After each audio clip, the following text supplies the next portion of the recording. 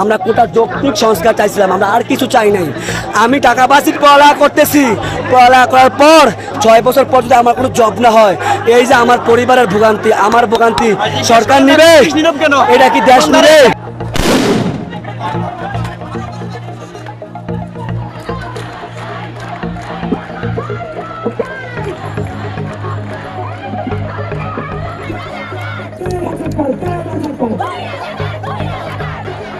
আমি নেই, তুমি নাও।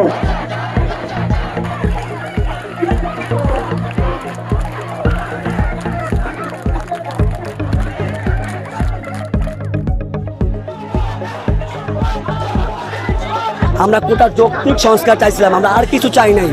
আমি টাকা বাসির পড়ালেখা করতেছি, পড়ালেখা করার পর 6 বছর পর যদি আমার কোনো জব না হয়, এই যে আমার পরিবারের ভোগান্তি, আমার